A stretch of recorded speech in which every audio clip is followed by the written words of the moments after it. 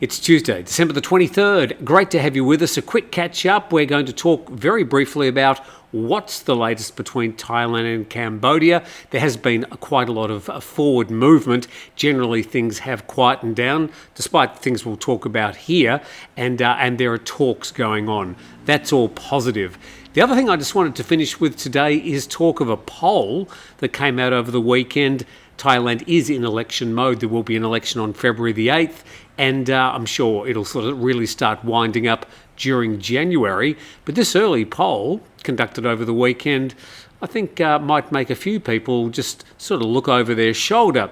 Now let's get into these stories. We start at Suvarnabhumi Airport. Suvarnabhumi deploys multiple anti-drone systems after sightings near airport. Now, no one's permitted to launch their DJI up in the skies around Suvarnabhumi or any other airport in Thailand. And this wasn't just one drone, this was several. What's going on? And the report came in this morning that Suvarnabhumi International Airport's general manager confirmed sightings of unidentified drones, but they did not enter the airport's premises or airspace. So in the general vicinity, but nothing that was going to affect planes directly. And he said, following reports of people seeing unidentified drones in the area, our investigation into the incidents on those nights confirmed that there were drones flying nearby, but they didn't enter the inner or restricted airspace of Suvarnabhumi Airport. So the Thai Air Forces provided them with one drone killer gun, 2 drone defender guns and a Tomahawk shotgun with 20 rounds of ammunition. And he added that police have also provided one anti-drone system, stressing that all safety measures are being implemented under a strict operational plan to ensure the highest level of safety. And he reiterated assurances to tourists travelling through Suvarnabhumi, which is Thailand's largest airport, and other airports under the supervision of the AOT, there's 6 of them in Thailand, that safety remains the top priority.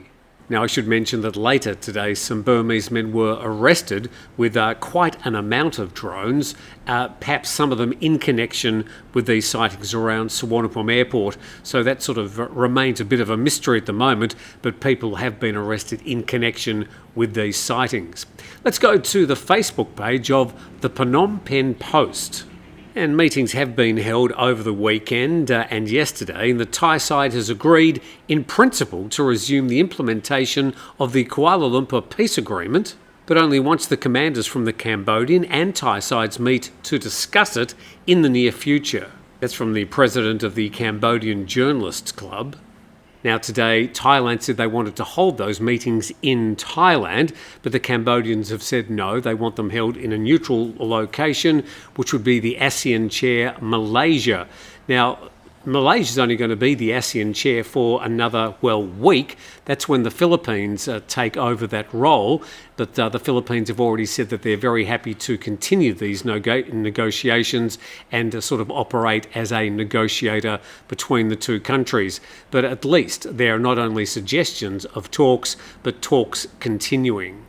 But despite those talks of peace continuing, Thai PBS World reports Thai army condemns Cambodia over BM-21 rocket attacks on Sakao. The Thai army's condemned Cambodia for firing the BM-21 rockets, they're the old rocket launchers from Russia, into residential areas of the Khong Sung district on the eastern province of Sakao yesterday, injuring 7 civilians and 1 police officer. Included in that list were a 71-year-old man and a 55-year-old woman.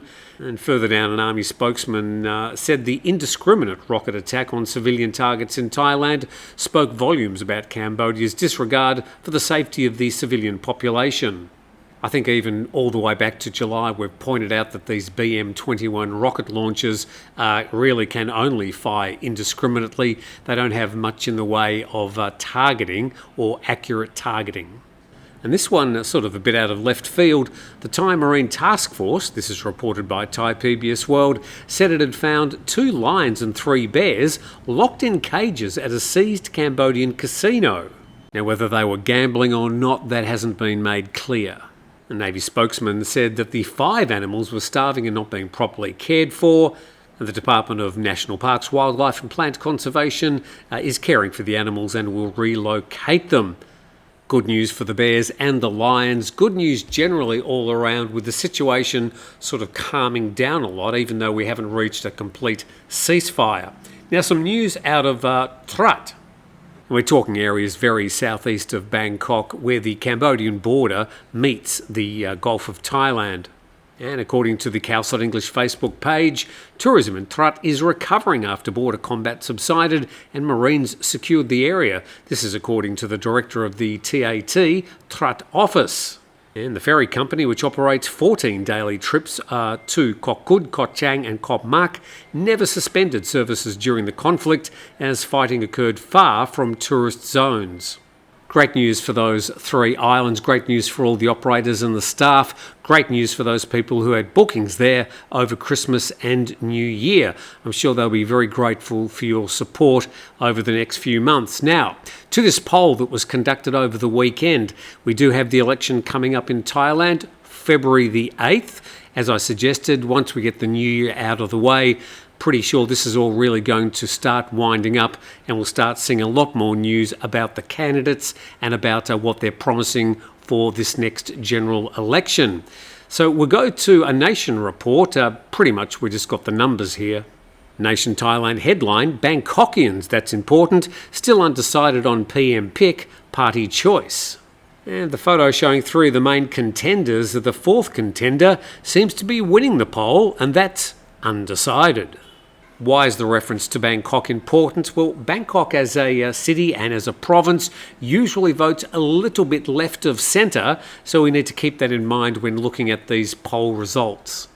And it was a survey of 2,000 Bangkok respondents, which is a pretty big sample, held between December the 15th and the 18th, and no suitable choice or undecided leads both the PM and party preferences, while the People's Party and Phumjai Thai rank highest among named options. So here we are, some 6 weeks out from the polls, and undecided is leading the way. And around these numbers up, 47% no suitable choice yet up the top.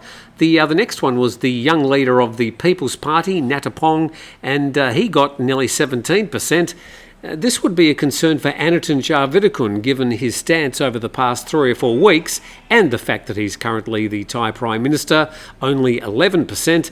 And then Abhisit, back in the driver's seat. He was a Prime Minister in Thailand. He's been renominated to lead the Democrat Party. He's got a very credible 9% with almost no publicity. And down the bottom there in blue, 1.3%, that's going to go up. Yodchanan Wongsawat. He is the first prime ministerial candidate for the Pheu Thai Party. The Pheu Thai Party, very much linked with the Chinawat family, and they've brought 3 prime ministers to the front. Latterly, Petongtan Chinawat. She was the prime minister, well, only 2 months ago, but she's stood aside from politics altogether. Her father, Thaksin Shinawat, who was the Thai prime minister in the early 2000s, is currently in jail. Now, he may or may not get out of jail before the election happens. That will be an interesting dynamic. But this Yodchanan, he is a nephew of Thaksin Shinawat. He doesn't have the Shinawat name, but he's got that standing behind him. Now, even 2 or 3 weeks ago, he was saying, no, not even slightly interested. But it looks like he's put his hand up, and the Pheu Thai Party are going to put him up as their first prime ministerial candidate should the Pheu Thai Party win a majority in the lower house. So watch that name. Okay, so that's the names of the people who are getting the high poll numbers at the moment. Let's go to the parties. And once again, leading the way with 40%, no suitable choice yet, but this is, I think, the important numbers. 26% for the People's Party, 10% for Phumjai Thai, nearly 10% for the Democrats, and 6.85% Pheu Thai Party. Very early numbers, the poll only held in Bangkok. The most interesting thing, I think, out of this poll would be the fairly low numbers for Anutin Charnvirakul and the Phumjai Thai Party, and the relatively high numbers for the Democrats, who never did particularly well in Bangkok, always featured well in the south. So I think there's some interesting things to note. Of course, there'll be plenty of polls between now and February the 8th. That's a bit of an overall picture of what's going on. We'll keep an eye on what's happening along the Thai-Cambodian border, but the feature is that things have calmed down a lot, and there's plenty of talking going on, and talks of more talks later this week and early next week. Thank you for watching today. Please subscribe to the channel. Don't forget you can buy me a coffee if you feel inclined, and we'll see you next time.